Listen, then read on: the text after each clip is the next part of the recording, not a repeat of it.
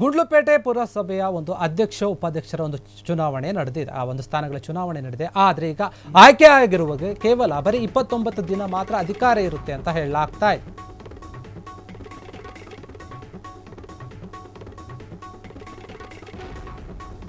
ಗುಂಡ್ಲುಪೇಟೆ ಪುರಸಭೆ ಅಧ್ಯಕ್ಷ ಉಪಾಧ್ಯಕ್ಷ ಒಂದು ಚುನಾವಣೆ ನಡೆದಿದೆ. ಅಧ್ಯಕ್ಷರಾಗಿ ಶಶಿಧರ ದೀಪು ಮತ್ತು ಉಪಾಧ್ಯಕ್ಷರಾಗಿ ಶ್ರೀನಿವಾಸ್ ಆಯ್ಕೆ ಹಾಕಿದ್ದಾರೆ. ಆದರೆ ಹೊಸ ಅಧ್ಯಕ್ಷರು ಮತ್ತು ಉಪಾಧ್ಯಕ್ಷರ ಒಂದು ಅವಧಿ ಬರೀ 29 ದಿನ ಅಂತ ಹೇಳಲಾಗ್ತಾ ಇದೆ.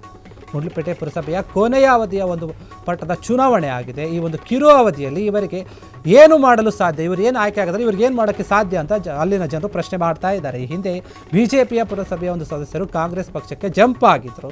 ಇದೀಗ ಈ ಒಂದು 5ರ ಸದಸ್ಯತ್ವವನ್ನು ರದ್ದು ಮಾಡಿದೆ ಹೈಕೋರ್ಟ್. ಗುಂಡ್ಲುಪೇಟೆಯ ಪುರಸಭೆಯ ಅಧ್ಯಕ್ಷ ಉಪಾಧ್ಯಕ್ಷರ ಒಂದು ಚುನಾವಣೆ ನಡೆದಿದೆ.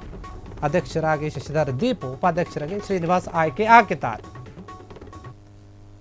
ಆಯ್ಕೆಯಾಗಿರುವವರು ಬರೀ ಇವರ ಒಂದು ಅವಧಿ ಏನಿದೆ, ಅಧಿಕಾರ ಅವಧಿ 29 ದಿನ ಮಾತ್ರ ಅಂತ ಹೇಳಲಾಗ್ತಾ ಇದೆ. ಇಂದು ಒಂದು ಚಿಕ್ಕ ಅವಧಿಯ ಒಂದು ಅಧಿಕಾರ ಇದೆ ಇಬ್ಬರಿಗೂ ಕೂಡ, ಅಧ್ಯಕ್ಷ ಮತ್ತು ಉಪಾಧ್ಯಕ್ಷರಿಗೆ. ಅಧ್ಯಕ್ಷ ಆಗಿ ಶಶಿಧರ ದೀಪು ಆದರೆ ಉಪಾಧ್ಯಕ್ಷರಾಗಿ ಶ್ರೀನಿವಾಸ್ ಆಯ್ಕೆ ಆಗಿರುವಂಥದ್ದು. ಗುಂಡ್ಲುಪೇಟೆ ಪುರಸಭೆಯ ಕೊನೆಯ ಅವಧಿಯ ಪಟ್ಟದ ಒಂದು ಚುನಾವಣೆ ಇದೆ ಅಂತ ಹೇಳಲಾಗ್ತಾ ಇದೆ.